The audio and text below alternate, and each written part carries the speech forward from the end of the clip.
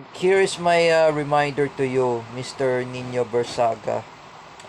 Why are you saying a bad words, PI, to those my fellow Duterte supporters?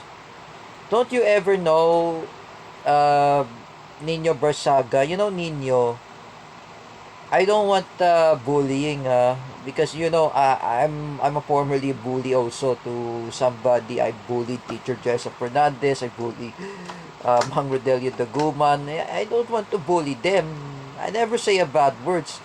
You know, Nino Barzaga, you're the one who say a bad words. You remember the time about Klaus? You remember Klaus in my old school? In CDIFI. 2009, he say a bad words. Since years of Bill Galang and Louis Texon. But Louis was not there also in CDIFI. You remember that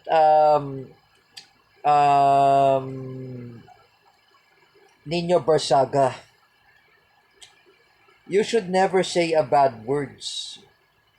Whenever you say a bad word, so if you say a PI, you say the word Putang Ina, the word. You know, I don't say bad words in Tagalog. What is the word Putang Ina in Tagalog words? In English, Nino Barzaga. It means the word fuck. Oh, that is a really a bad word. I do not say bad words, Nino Barzaga. You know, Nino Barzaga, I've been watch you in TV Patrol during pandemic when the anchor there is Henry Umaga Diaz who migrated before he migrated to Canada. Henry Umaga Diaz had reported in the news in TV Patrol, let's say Balik Tanawa 2021, before election. You know, Nino Barzaga, you're the one who curses Isko Moreno and Manny Pacquiao, the PI in Tagalog words. Eh, what is your cases, Nino Barzaga? Cyber libel. You know, no cyber libel is defamation. You know, Nino Barzaga, this is hard to say when you say a bad word. It will be resilient and defiant. That will be reflection of yourself.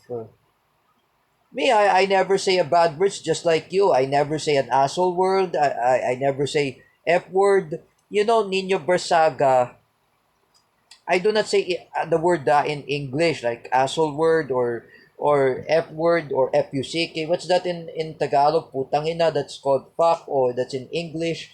But I never supposed to say a bad word. You know, Nino Barzaga, with all due respect, I know you are a former DDS vlogger. Why did you say a bad words? Now you sided to the Marcos loyalist and you say bad words. Where did you raise that words? For example, Nino Barzaga, you are a sister of Jenny Barzaga that was a mother of Kiko Barzaga. Why are you saying a bad words, Nino? You know, Nino Barzaga, I know you live there in Baguio City. You are far from a house from Ramlial. You know Ramlial? Isn't there in Baguio? But with all due respect, Nino Barzaga, I had enough of your bad words. Look at Mark Domingo Cruz, I mentioned by J. Rick Silva. He never say a bad words. He is really matured, just like Bomber Nando. And when he never say a bad words, oh, just like I said to you, Nino Barzaga, tignan mo kaya si Mark Domingo Cruz. Nagtino. Oh, nagtino siya dahil hindi siya nagmumura. You know, Nino Barzaga, lagi ka nagmumura. You are saying a bad words to the Duterte supporters. Is this a being yourself a good as for example, you're a Catholic? Is this a good manner for being a Catholic to say a bad words? That is terrible. You know, you know what happened to Larry Gadon? He curses a bad words in Tagalog. He attacked Raisa Robles that she is anti-Marcos. Now, Larry Gadon was disbarred for saying a bad words. He has lots of, what is that? More offense. You know, Nino Barzaga, with all kind of due respect, I never say a bad words like this because you know, if you say a bad word, if you say in Tagalog word, for example, you say the word Putang Ina, that is the word in Tagalog, that is a bad word. I never say a bad words, alright? Because me, when I was scolded by Teacher May, I attacked Prince Gun in Messenger. But I apologize to Prince Gun. I sent this letter to Teacher May. I apologize sincerely. Eyo, Nino Barzaga, where did you get that mouth from your foul languages? I remember Yvette Crystal Dulce Herrado, who she hurt Teacher May, and she say, what's that in English? What's that? Fuck you, Teacher Mayo. But I never say that word, because Yvette said it when I was there in CDIFI. She attacked her, and she what's that? She angry at her. And Yvette would say in Tagalog, what is that Tagalog? What she said? Used from Klaus. Klaus, I remember from CDIFI.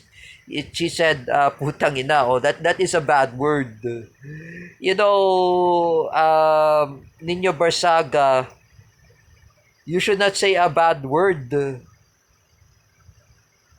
You know, I'm never supposed to say a bad word.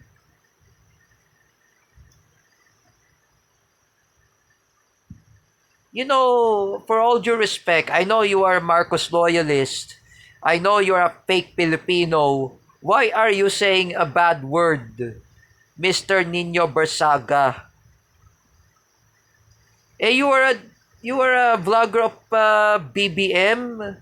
I know he's a former vlogger of Duterte supporter. He was with Banat Bay and Mocha Uson. You know, um, Nino Barzaga, if you don't listen to Paula Nunez, Paula says to me, masama po yan magmura. Yung what is that word? Putang ina, that's a word. You know, Nino Barzaga, that is your reflection. You should never supposed to say a bad words.